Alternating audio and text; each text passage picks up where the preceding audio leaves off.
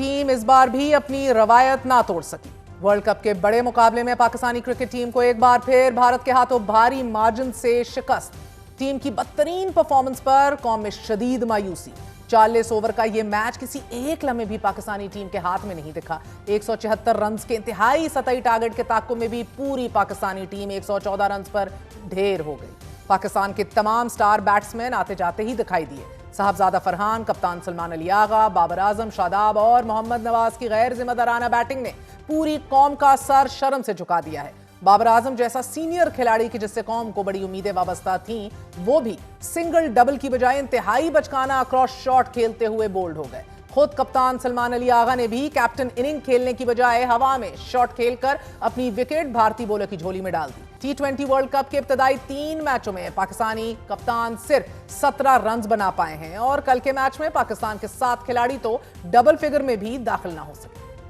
With us, one of Pakistan's most versatile cricketers, Mohammad Hafeez साहब हमारे साथ मौजूद हैं। क्रिकेट कोच हैं, फॉर्मर क्रिकेटर हैं। मोहम्मद हफीज साहब, बहुत बहुत शुक्रिया साथ देने का। सर, 4 माह में चौथी बार ये हो चुका है पाकिस्तान को भारत के हाथों शिकस्त का सामना करना पड़ गया है। अहम तरीन मैच में हम लोगों ने टॉस जीतने के बावजूद भी भारत की मजबूत बैटिंग लाइन को बैटिंग की दावत दे दी।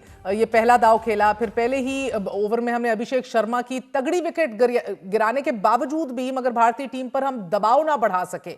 I mean, this was just devastating the entire match.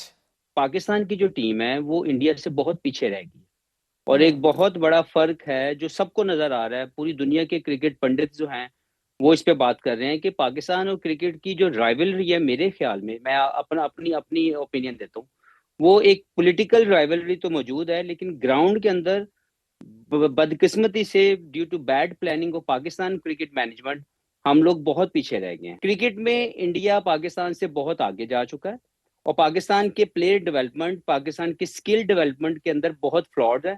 बहुत से इश्यूज हैं टेक्निकल टेक्टिकल जिसके ऊपर काम नहीं हुआ और मुझे तकलीफ ये है कि इसको करने का जो पहला स्टेप है जिस पे हम लोग एग्री कर ले और मान जाए कि हम लोग पीछे रह गए, हम पहला स्टेप भी नहीं उठा रहे।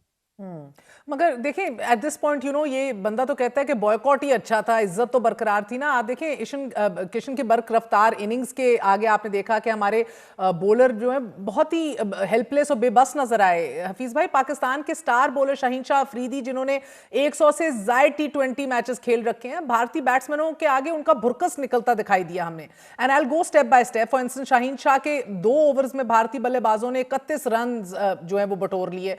सो tell me, how frustrating was this point for you? देखिए, इसमें कोई शक नहीं कि शाहीन पाकिस्तान के लिए बहुत शानदार परफॉर्मेंसेस कर चुके हैं। इस वक्त उनकी फॉर्म अच्छी नहीं है, इस वक्त उनकी एग्जीक्यूशन ऑफ स्किल्स अच्छी नहीं है और पिछले कुछ अरसे से वो इंपॉर्टेंट मैचेस के अंदर परफॉर्म नहीं कर पा रहे। तो यहाँ पे सोचना ये है कि हमारी जो डेवलपमेंट है, प्लेयर डेवलपमेंट, उसमें शाहीन की रिप्लेसमेंट रेडी क्यों नहीं हो पा रही। इसमें सवाल करना चाहिए उन तमाम डेवलपमेंट के लोगों को जिनके ये जो डायरेक्टर्स हैं या जो इसको लेके सारी मैनेजमेंट करते हैं, जो कोचेज हैं, कि आपके पास अगर शाहीन बाय सम रीजन वो बैड फॉर्म में हैं या अभी तक उनकी एग्जीक्यूशन फॉर्म अच्छी नहीं है, तो हमारे पास दूसरा हल क्यों नहीं है।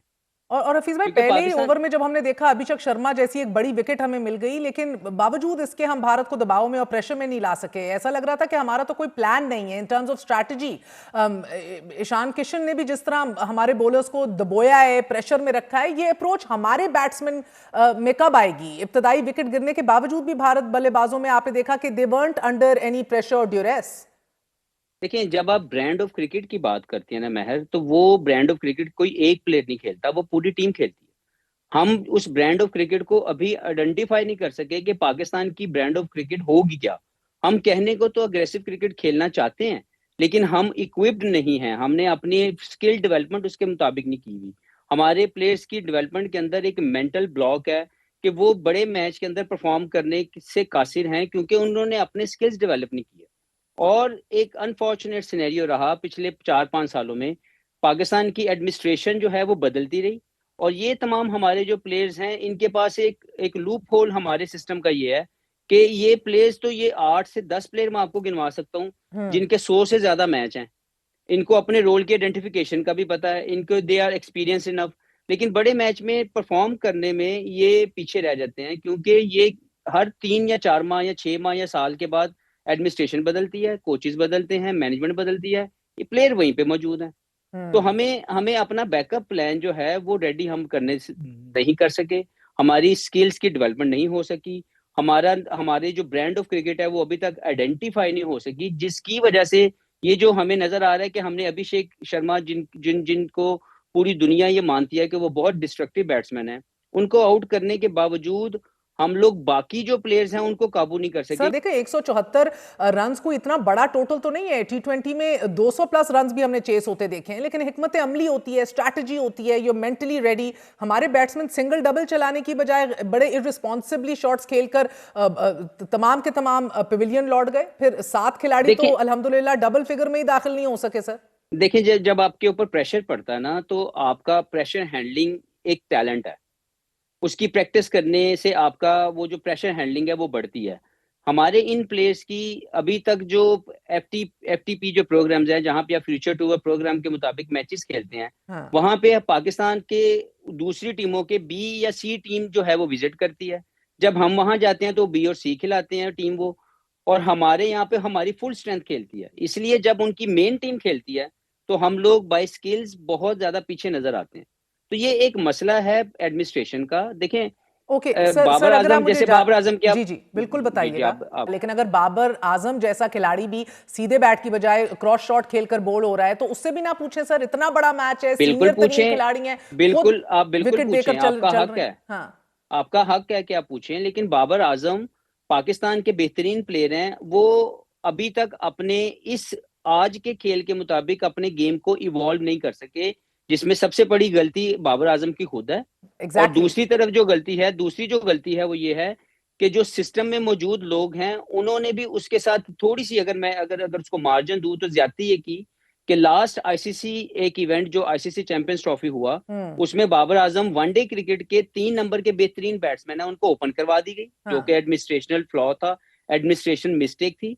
उसके बाद जब अभी पाकिस्तान की टी20 टीम के अंदर अगर बाबर आजम की टीम में जगह बनती है तो वो नंबर 3 पे खेल सकते हैं, उससे नीचे वो नहीं खेल सकते, क्योंकि नंबर 4 पे खेलने के जो स्किल्स हैं वो उन्होंने डेवलप नहीं किए हुए। लेकिन उनको इस मौके के ऊपर हमारे इसी मैनेजमेंट ने, इसी कोच ने, जब इनको चैंपियंस ट्रॉफी में बाहर निकाला तो ये बयान दिया कि उनको स्पिन बॉलिंग के खिलाफ अपनी गेम को इम्प्रूव करना पड़ेगा। और जो नहीं की। हमने तो वो कहीं पे इम्प्रूव होते नजर नहीं आई, ना बिल्कुल। हमने देखी।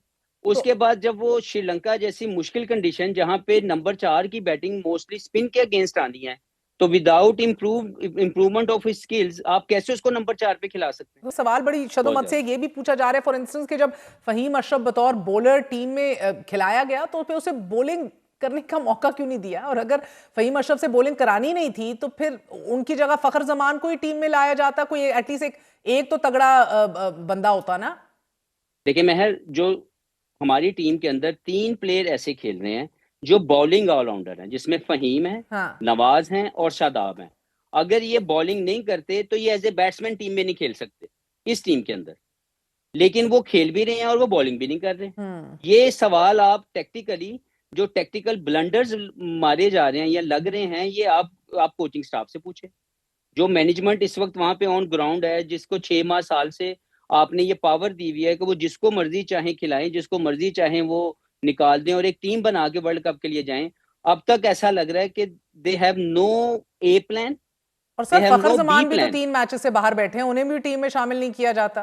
तो यही तो मैं कह रहा हूँ कि आपका मोस्ट इंपैक्टफुल प्लेयर अगर इस टूर्नामेंट में कोई हो सकता है तो वो फखर उनमें से एक है, हाँ। लेकिन वो एक भी मैच नहीं खेलता।